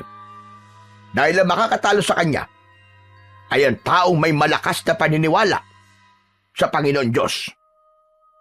Ngayon lang po ako nakarinig ng tungkol sa aswang na kulughangin Dahil nasanay tayo sa kwento ng aswang, halimbawa na lamang ng mga manananggal, tiyanak, pero mga takot naman sila sa agimat. Itong kulughangin, wala silang kinikilalang Diyos at hindi takot sa agimat. Ano po ba talaga ang kakayahan ng kulughangin? Meron siyang kakayahang magpalit ng anyo, lumipad, gumamit ng itim na kapangyarihan para hindi siya makilala o mahuli. Magkakaroon siya ng ibang katauhan, pero kahit kailan, hindi siya maaaring humarap sa salamin. Napaunat ako sa pagkakaupo at nawala ang sama ng aking loob sa aking lolo. Nagkaroon ako ng interes na malaman kung ano ang kahinaan ng aswang na kulughangin. Hindi sila maaaring humarap sa salamin? Ganun? Tama ka. Dahil hindi niya maaaring tignan ang kanyang sarili sa salamin. Isa pa, gabi lang sila nakakapagpalit ng pagkatao o anyo. At sa araw naman, makikita mo kung ano ang pagkatao na inihaharap niya sa lahat ng tao. Pero ang totoo, hindi naman talaga ganoon ang kanyang itsura. Kung ganun po, sa tingin ko salamin na makakapatay sa kanya. Hindi basta salamin lang, Apo. Kailangan nakatapat ang salamin sa refleksyon ng kahit na anong liwanag. Saka mo lang siya masasaktan. Pero dapat malaman mo ang kanyang kahinaan. Kung ano ang ginagamit niya sa pagpatay, yun din ang kanyang kahinaan. Nagkatinginan kami ni Nolan. Para bang iisa lang ang iniisip namin tungkol sa kahinaan ng aswang na kulughangin. Sinulid at karayom. Yun din ang nakita naming nakatago sa parador. Kailangan nyo bumalik sa mansyon. Kunin nyo ang sinulid at karayom. Yun ang gagamitin nyo sandata para maikulong siya sa mansyon. Saka nyo gagamitin sa kanya ang salamin para siya ay patayin. Sinulid at karayom? Paano naman po namin magagamit na sandata yun? Ang hibla na sinulid, babalutan nyo ang palibot ng mansyon. Hindi siya makakaalis sa loob. Pero masyado pong mahina ang sinulid. Hindi siya mapipigilan nun. Nagkakamali ka, Ricky. Sa oras na maigapos nyo ang mansyon gamit ang sinulid, magkakaroon ng puwersa na manggagaling mismo sa kanyang kapangyarihan. Sa pamamagitan nun, hindi niya magagamit ang lakas niya sa sarili niyang kagamitan sa pagpatay. Sa kanyo magagamit ang salamin laban sa kanya. Naiintindihan ko na po ang ibig niyong sabihin. Sa paghawak ko sa aking bewang ay naramdaman ko ang librong nakuha ko kanina. Kinuha ko yun at ibinigay kay Lolo Pino. Oo nga pala, Lolo Pino. Ito po oh. Nakuha ko po ito sa bangkong tumba-tumba doon po sa mansyon. Hinawakan ni Lolo Pino ang maliit na libro at binuklat niya ang pahina. Saka nag-aalalang napatingin sa akin. Hindi ako maaaring magkamali. Ito ang diary ng nanay mo, Ricky. Sa tingin ko, Apo, ikaw ang dapat bumasa niyan. Ibinalik sa akin ni Lolo ang libro at tinanggap ko yun. Malungkot kong pinagmasdan ng libro sa kanaluluwang napasulyap sa akin lolo. Tumango siya bilang hudyat na basahin ko na ang laman nun. Binasa ko ang mga nakasulat doon. Bigla akong napahagulgol ng iyak habang hawak ang libro. Tol, Ricky! Bakit? Nalaman ko, Tol, na pinagtangka ng buhay ng mga magulang ko ng pangalawang asawa ng aking lolo sa side ni nanay. Agawan sa yaman ang punot dulo ng lahat. Kaya tinatahi ng aswang ang bibig ng kanyang mga nagiging biktima para hindi malaman ng lahat na buhay pa siya at siya talaga ang pumatay sa mga magulang ko. Ang sumunod na pahina naman ay wala na naging karugtong sapagkat pinatay na sila ng aswang na si Lola Socorro. Kung ganon, tamang hinala ko na si Socorro nga ang pumatay sa mga magulang mo.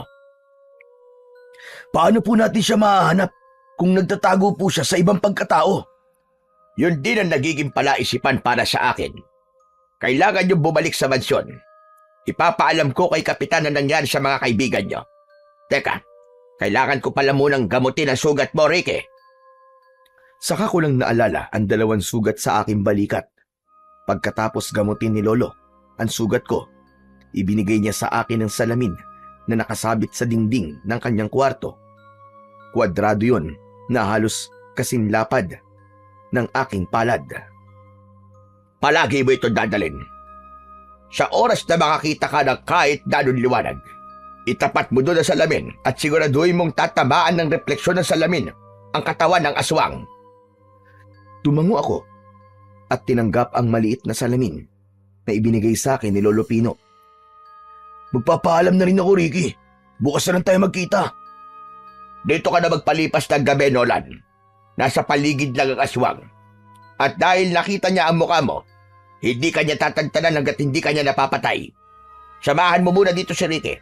At ako naman ay pupunta kay Kapitan. Teka, sandali lang po, Lo. Baka naman kayo po mapahamak. Kailangan makarating kay Kapitan na nangyari sa mga kaibigan niyo. Huwag kayo mag-alala. Kaya kong ipagtanggol ang sarili ko.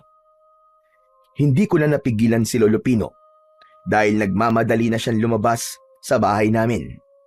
Ang salamin naman ay isinuksok ko sa aking bewang. Pagkatapos ay itinabi ko ang libro sa ilalim ng unan ko. Subalit ilang minuto lang ang lumipas. Magmula nang umalis si Lolo Pino, ay dumating naman sa bahay namin si Kapitan. Nakita niya na may benda ako sa katawan. Tinanong niya kami kung ano ang nangyari sa amin. Sinalakay po kami ng aswang at kaming 2 lang po ang nakaligtas. Nagulat kami ni Nolan nang sabihin sa amin ni Kapitan na natagpuan ang 3 naming kaibigan sa gilid ng kalsada. Nagkatinginan kami ni Nolan. Teka, paano po nangyari yung, Kapitan? Sa lumang mansyon po namin sila iniwan. Diyos ko, kung ganun, sa mansyon pinapatay ang mga biktima, saka dadalhin sa ibang lugar para itapon ang kanilang katawan. Maliwanag na ang Socorro na yon ang pumatay sa mga biktima. Siya talaga ang salarin. Kapitan, bumalik na po kayo sa bahay niyo. Mamaya po pagsapit ng umaga, puntahan niyo ang mansyon sa gitna ng kakauyan. Aswang po ang pumatay sa kanila at doon po talaga nangyari ang pagpatay sa mga kaibigan namin. Tumango si Kapitan at agad na umalis sa lugar na yon. Naiwan kami ni Nolan na biglang nag-alala kay Lolo Pino. Ricky, si Lolo Pino umalis siya, di ba? Tapos nandito si Kapitan. Diyos ko, masama to. Anak nang, wag naman sana, Nolan. Dahil sa pag-aalala, lumabas kami ng bahay. Nagpabalik-balik kami sa paglalakad sa loob ng bakuran. Malakas ang kaba sa aking dibdib. Natatakot ako na baka kung ano na ang nangyari sa aking lolo. Pag nagkataon, hindi ko alam ang gagawin ko. Anak ng putya, oo. Paano to? Hindi na natin maaaring ipagpabukas pa ang pagpunta sa mansyon. Kailangan ko ng kumilos, Nolan. Teka, sasama ako sa'yo, Tol. Ipag-iiganti ko rin ang nangyari sa mga kaibigan natin. Wala pang 5 minuto, magmula nang umalis si Kapitan. Si Soledad naman ang dumating. Papalapit siya sa amin. Nagtataka ko ng mga sandaling yon dahil hindi naman alam ni Soledad ang kinaroroonan ng bahay namin. Hinayaan ko siya na makalapit sa amin. Hindi ka panipaniwala na dumarami na ang mga tangang tao na nagkalat sa ating mundo. Habang nagsasalita si Soledad, ay mabagal din ang paglalakad niya papalapit sa aming kinaroroonan at batay sa kanyang ikinikilos, para bang merong nagbago sa kanya. Ang akala nila, padagdag ng padagdag ang kanilang utak. Pero ang totoo, papurol ng papurol ang mga ito. O ano, namumutla yata kayo. Hindi kami namumutla, Soledad. Nagulat lang kami sa mga pinagsasasabi mo. Lumapit sa akin si Soledad at hinaplos niya ang aking pisngi. Habang si Nolan naman ay nagulat sa ginawang yon ni Soledad. Malamig yata ang pawis mo, Ricky. Hindi ba't ikaw lang naman na madalas na bumabati sa akin sa tuwing dumadaan ako sa talangkahan? Naramdaman ko ang malambot niyang kamay sa aking pisngi habang hinahayaan ko siyang magsalita. Natatakot ka ba sa akin? Ha, Ricky? Soledad, ano bang pinagsasabi mo sa kaibigan ko? Lumayo ka nga sa kanya. Bakit? Nagtatanong lang naman ako kung natatakot siya sa akin. Hindi ako natatakot sa'yo, Soledad. Pwes, dapat kang matakot. Ricky, lumayo ka sa kanya. Siya si Socorro, ang aswang na kulughangin. Bigla akong hinila ni Nolan papalayo kay Soledad. Inilabas niya ang malaas niyang dila at ipinakita sa amin kung paanong nagbago ang kanyang anyo bilang isang aswang na kulughangin. Kumulubot ang kanyang balat at lumantad ang naaagnas niyang muka. Tumubo ang kanyang pakpak sa likod at umangat ang paa sa lupa. Sinubukan kong kunin ang salamin sa aking bewang, ngunit wala naman akong mahanap na liwanag na pwede kong pagtapatan ng salamin. Hanggang sa nagsalita si Soledad. Kung gusto nyo na makita ang buhay pa si Pina, pumunta kayo sa aking mansyon. Doon tayo magtuos. Hindi ko makukompleto ang pag-asik ko ng lagim kung hindi magkaganap ang labanan natin sa aking mansyon. Mansyon na inangkin mo sa aking mga magulang. Kahit saan pa tayo magharap, hindi kita uurungan, halimaw ka! Kasabay nun, lumipad na ang aswang at nawala sa madilim na bahagi ng himpapawid.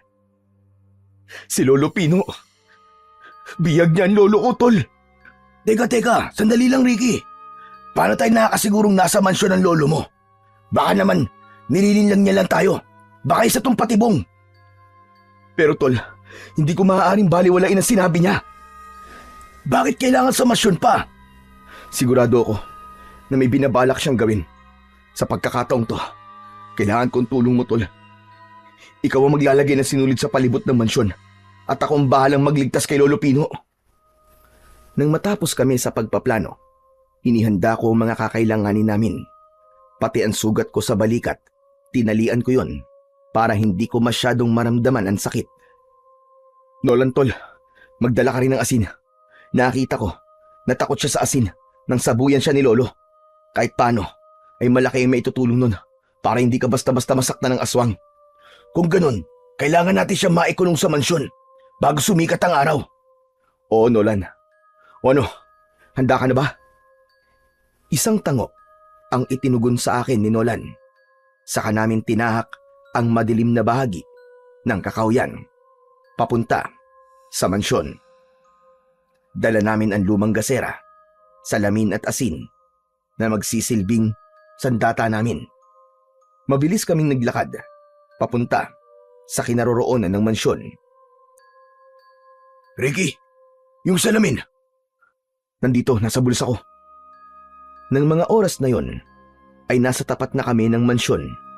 Nanlaki ang mga mata namin dahil hindi namin inaasahan ang maraming aswang na nakadapo sa bubong ng mansyon. Pero lahat sila ay hindi kumikilos para salakayin kami. Tanging asin at salamin lang ang matibay naming sandata laban sa mga yon. Sigurado ka ba, Ricky, na may kakayanang salamin na patayin ang kulughangin? Magtiwala na lang tayo sa salamin. Sa tingin ko, hindi sila aatake sa atin hanggat walang inuutos ang pinuno nilang si Soledad. Halika na! Pumasok kami sa loob at sa pagkakataong yon, halos mapuno ng nakasinding kandila ang loob ng mansyon. Ngunit wala roon si Soledad. Tanging ang nakagapos lang na si Lolo Pino ang nakita naming nakaupo sa sopa. Sugatan ng katawan, ang ipinagtataka namin ay kasama sa biyag ng aswang, si Mang Teban. Teka, bakit pati si Mang Teban kasama? Hindi ko rin alam, Nolan. Pero baka nakita ni Mang Teban si Soledad na inaatake si Lolo, kaya nadamay siya sa pagdukot. Kung ganun, nasa naman kaya si Soledad? Maaaring nasa paligid lamang siya. Naghihintay ng pagkakataon para sumalakay sa atin. Sa tingin ko, Tol, walang malay si Lolo Pino. Talagang pinahirapan siya ng gusto. Habang iginagala ko ang paningin ko, ay nakita kong walang ibang tao na naroroon, maliban sa 2 biyag na nakagapos sa sofa. Pareho silang walang malay. Nolan, kaya mo ba? Gawin mo ng pinag-usapan natin. Sige, Tol, gagawin ko na. Mabilis na tumakbo paakyat si Nolan, papunta sa silid ng aswang para kunin ang sinulid at karayom, habang ako naman ay nakamasid lang sa paligid. Nang matiyak ko na wala pa roon si Soledad, mabilis kong nilapitan ang mga biyag at kinalagan sila ng tali. Lolo! Lolo, gising! Lolo, gumising po kayo! Tinapik ko ang pisngi ni Lolo Pino para gisingin siya, ngunit hindi siya nagigising hanggang sa magising si Mang Teban. Naku, Diyos ko po! Nasaan ako? Anong lugar to? May dumukot po sa inyo ni Lolo Pino. Nasa loob po tayo ng mansyon ng aswang. Ano? Aswang? May aswang sa mansyong to? Opo, tama ang balita niyo, Mang Teban. Pasensya na pala kayo sa mga nasabi ko nun. Totoong may aswang po sa baryo natin. Sinasabi ko naman sa'yo, di ba? Teka, ikaw lang ba nagpunta rito para iligtas kami? Hindi po, may kasama ako. Si Nolan. Nasa itaas po siya, sa silid ng aswang, para kunin ang sinulid na papatay sa kanya. Halina po, tulungan niyo po akong ilabas dito si Lolo Pino. Hindi ko na natapos ang iba ko pang sasabihin nang mula sa itaas ay nawasak ang bubong ng mansyon. Sabay-sabay na umatake sa amin ang mga alagad ng kulughangin. Inilabas ko ang salamin at naghanap ng liwanag na magagamit ko laban sa mga aswang. Maigpit ko ring hawak ang batuta at lahat ng umatake sa akin ay malakas kong hinambalo sa ulo. Pasadsad na bumagsak ang aswang sa sahig. Dahil sa kaguluhang yun, lumabas si Nolan at sinabuyan niya ng asin ang mga aswang. Nanghina ang mga yun, kaya nagkaroon ako ng pagkakataon para patayin sila. Gamit ang refleksyon na nanggagaling sa liwanag ng kandila, itinapat ko ang salamin sa kanila. Tumama yon sa mukha ng mga aswang at sa isang iglap, nasunog ang mga ito, pero biglang namatay ang lahat ng mga kandila. Anak ng... Ano nangyayari? Namatay lahat ng mga kandila! Biglang tumawa ng malakas si Mang Teban, saka tumalim ang tingin niya sa akin. Ang dali mo talagang utuin, Ricky. Pain ko lang ang mga aswang na yan. Hindi ka ba nagtataka na madali mo silang napatay? Dahil mga wala naman talaga silang kapangyarihan. Inalam ko lang kung ano ang baon ng sandata laban sa akin. Mga mangmang talaga kayo. Mga mangmang! Ano? Anong sabi mo? Inalam ko lang naman kung ano ang binabalak niyo laban sa akin. Akala niyo ba makakaligtas pa kayo? Hindi na! Dahil kasama na kayo sa buhay na iaalay ko sa aking Panginoon. Hayop ka! Demonyo kan talaga! Ikaw ang aswang na kulughangin na nagpapanggap na reporter. Yung pala, isa kang aswang. Ikaw rin ang pumatay sa mga magulang ko at lolo ko. Ikaw si Soledad! Oo, ako mismo. Unti-unting nagbago ang anyo ni Mang Teban. Naging si Soledad ang lalaki. Yun ang dalawang pagkatao na ginagamit ng isang kulughangin. At sa isang iglap, nagbago ang itsura nito. Naging isang halimaw. Si Nolan naman ay nakita kong nakalabas na ng mansyon. Nagsisimula na siyang umikot sa paligid ng mansyon para itali ang hibla ng sinulid. Umaasa ako na maisasagawa ni Nolan ang plano namin. Biglang lumipad si Soledad. Dinagit niya ang walang malay na si Lolo Pino. Saka dinala sa pangalawang palapag ng mansyon. Buhay ba? O buhay ng magaling mong Lolo Pino? Palagi kong pipiliin ang buhay niya, hayop ka! Kaya tayo magtuos! Ako ang labanan mo! At wag ang walang kalaban-laban sa'yo! Sige, kung iyan ang gusto mo, pagbibigyan kita. Agad siyang lumapit sa akin habang lumilipad. Kaya bago pa siya makaatake sa akin, sinalubong ko siya ng hawak kong batuta. Tumama yon sa mukha ng aswang, ngunit hindi yun ininda at sinuntok niya ako sa dibdib. Bumagsak ako sa saig habang namimilipit sa labis na sakit. Inutil! Isang mahinang nilalang! Mula sa likod ng aswang, nakita ko na nagkamalay at tumayo na si Lolo Pino. Pumikit si Lolo Pino, saka nagbulong ng mga orasyon sa hangin. Biglang nanigas ang katawan ng aswang. Apo! Sige na! Patayin mo na siya! Patayin mo na ang aswang, Apo! Bilisan mo! Hindi na ako nagsayang ng pagkakataon. Mabilis akong tumakbo paakyat sa hagdan. Hinampas ko ng batuta ang ulo ng aswang na si Soledad. Pagkatapos ay itinapat ko ang salamin sa konting liwanag na pumapasok mula sa nabutas na bubong. Ngunit walang epekto yon. Mga hangay, walang epekto sa akin ang salamin. Isang tambak talaga kayong mga tanga! Mga tanga!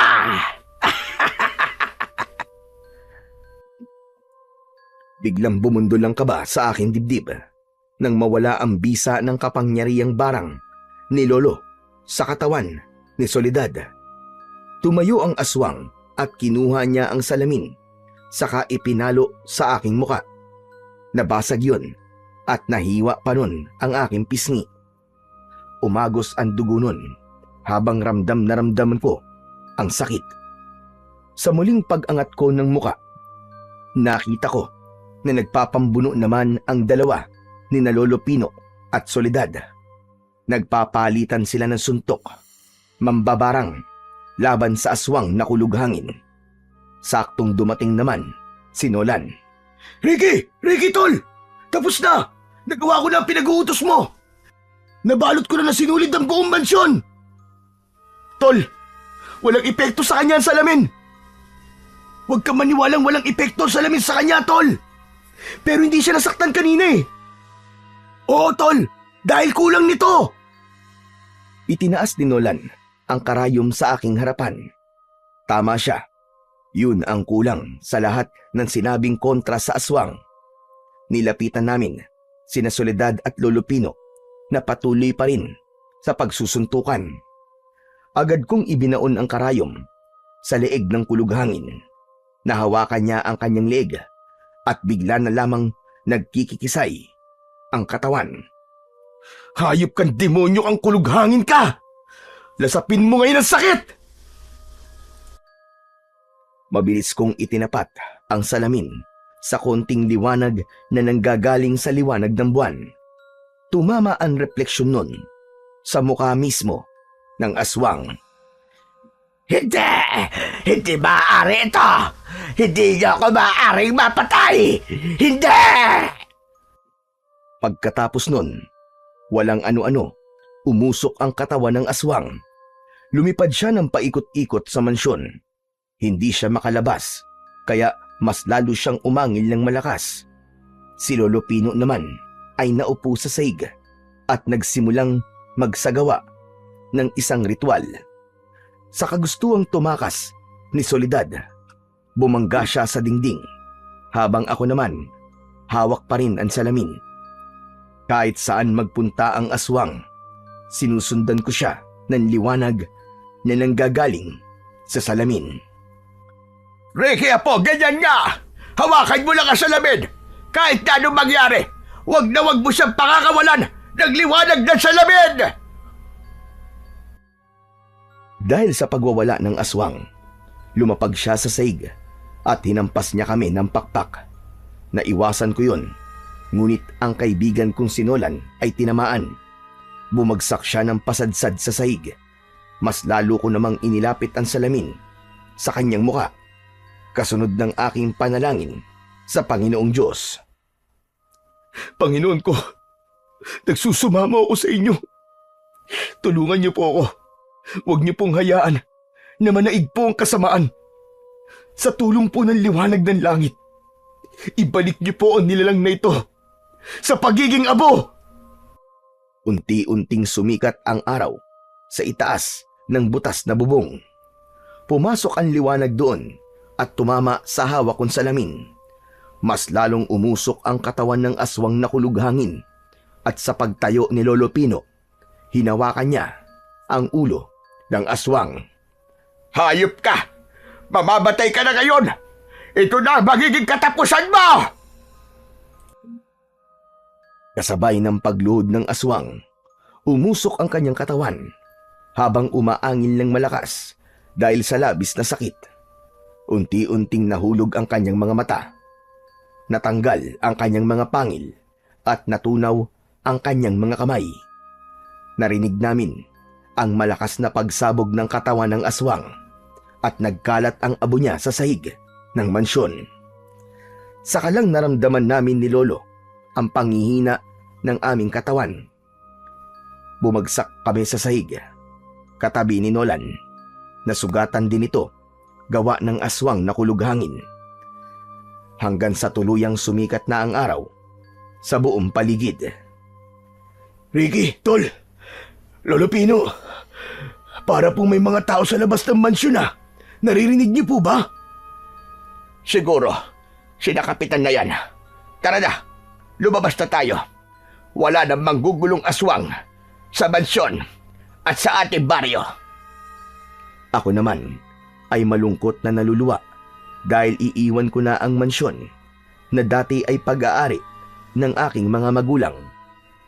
Naramdaman ko na inakbayan ako ng kaibigan kong sinolan.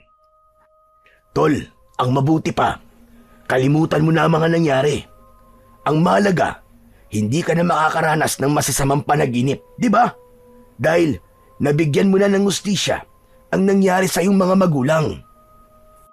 Oo, Tol. Maraming salamat, Tol, ha?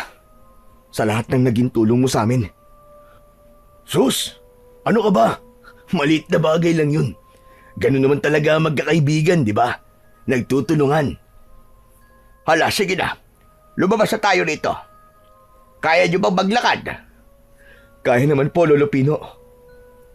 Paglabas namin ng mansyon, ay bumungad sa aming harapan ang mga kasama ni Kapitan na mga tanod.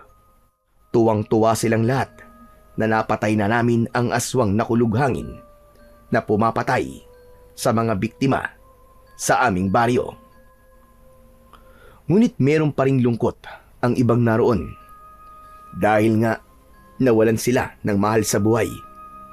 Pagkatapos naming maikwento ang tungkol sa aswang na nakatira sa mansyon, magkakasabay kaming umuwi pabalik sa aming mga bahay. Pagdating namin sa tapat ng bahay namin ni Lolo Pino, humarap sa amin si Nolan. O paano? Dito ko na lamang kayo ihahatid ah. Sasabay na ako kay na kapitan eh. Sige tol, Nolan. Maraming salamat sa iyo ha. Isa ka talagang kaibigan tunay. Sus! Di tol, maraming salamat din sa tapat na pagkakaibigan. Pagkasabi nun ni Nolan, ay ngumiti ito at hinatid na lamang namin siya ng tanaw kasama sina kapitan at ang mga tanod. Ako naman ay maigpit kong hinawakan ang basag na salamin at isinilid ko yun sa aking bulsa. Marami po talagang kababalaghan ang umiiral sa ating mundo. Mga kasamaan na patuloy na humahamon sa kapangyarihan ng ating Panginoon. Ngunit kahit kailan ay hindi mananaig ang kasamaan laban sa puwersa ng kabutihan. Gaano man kaliit ang isang bagay, kapag ginamit ito sa kabutihan laban sa kasamaan, ay magagawa pa rin itong magtagumpay laban sa kampon ng kadiliman. Sa kasalukuyan po, ay isa na akong kapitan sa baryo ng Alfonso at sa ilalim ng pamumuno ko, wala nang mga magnanakaw na gumagawa ng kasamaan. Ipinagmamalaki ko po na ang lahat ng mga mamamayan sa aking nasasakupan ay disiplinado at nagtutulungan. Sa katunayan nga po, ay madalas na kaming napapasama sa mga baryo na nabibigyan ng parangal. Bilang isang payapa at matulungin na mamamayan, hindi na rin po ako nagkaroon ng masasamang panaginip sapagkat tuluyan ang nasagot ang aking katanungan. Dahil yun pala ay bahagi ng aking nakaraan na hindi ko dapat makalimutan. Sa ngayon po, ay tumigil na rin si Lolo Pino sa paggamit ng ganong klaseng kapangyarihan. Muli ay nagpapasalamat po ko sa pagbabasa nyo sa aking natatanging kwento. Lubos na nagpapasalamat, Ricky.